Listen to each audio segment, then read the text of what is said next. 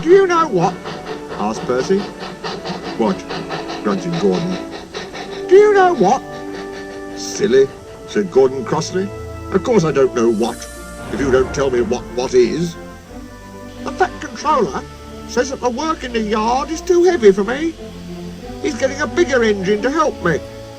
Rubbish, put in James. Any engine could do it, he went on grandly. If you worked more and chattered less, this yard would be a sweeter, a better, and a happier place. Percy went off to fetch some coaches.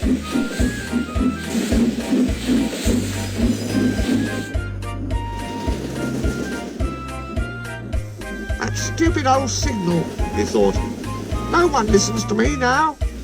They think I'm a silly little engine and order me about.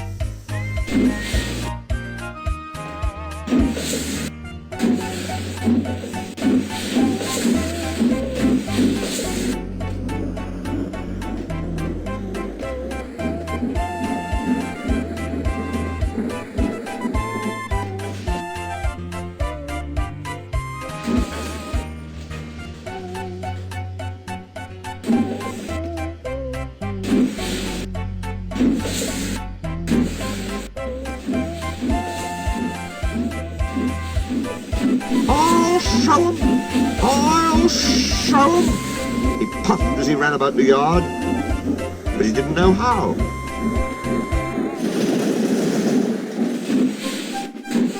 Things went wrong. The coaches and trucks behaved badly.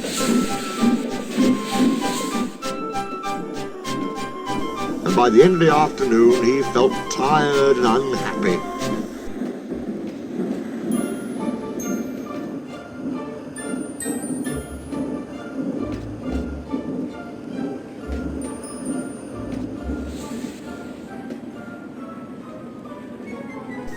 He brought some coaches to the station and stood panting at the end of the platform.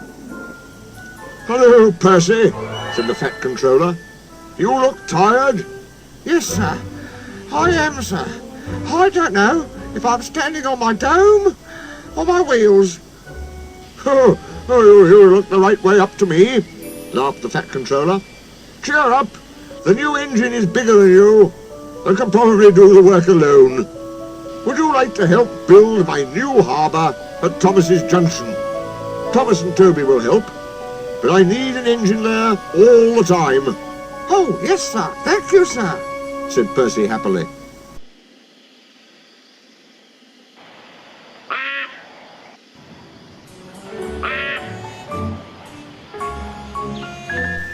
The new engine arrived next morning. "What is your name?"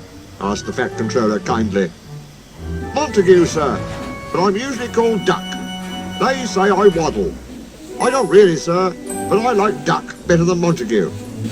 "Good," said the Fat Controller. "Duck it shall be. Here, Percy, come and show Duck around." The two engines went off together. At first, the trucks played tricks.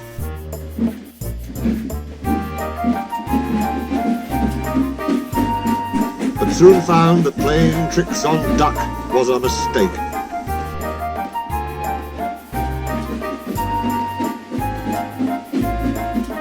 The coaches behaved well, though James, Gordon and Henry did not. They watched Duck quietly doing his work.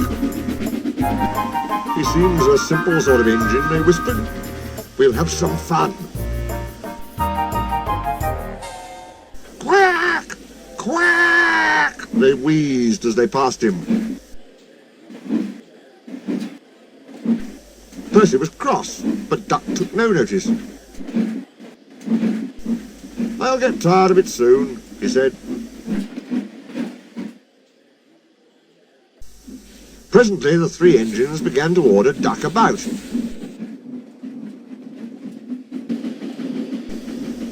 Duck stopped. Did I tell you to do things, Percy? He asked. Yes, they do, answered Percy sadly. Right, said Duck. We'll soon stop that nonsense. He whispered something. We'll do it tonight. The Fat Controller had had a good day. There had been no grumbling passengers. All the trains had run to time, and Duck had worked well in the yard. The Fat Controller was looking forward to hot buttered toast for tea at home. He had just left the office when he heard an extraordinary noise. Bother, he said, and hurried to the yard. Henry, Gordon and James were whooshing and snorting furiously, while Duck and Percy calmly sat on the points outside the shed, refusing to let the engines in. Stop that noise, he bellowed. Now, Gordon. They won't let us in, hissed the big engine crossly. Duck, explain this behaviour. Oh, beg pardon, sir, but I'm a Great Western engine. We Great Western engines do our work without fuss, but we are not ordered about by other engines. You, sir, are our controller. We will, of course, move if you order us, but begging your pardon, sir, Percy and I will be glad if you would inform these, engines that we only take orders from you. The three big engines hissed angrily. Silence, snapped the Fat Controller. Percy and Duck, I am pleased with your work today, but not with your behaviour tonight.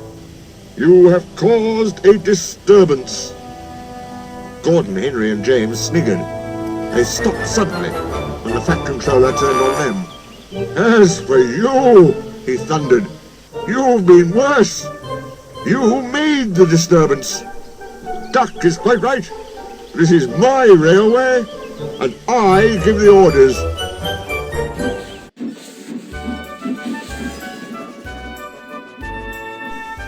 When Percy went away, Duck was left to manage alone.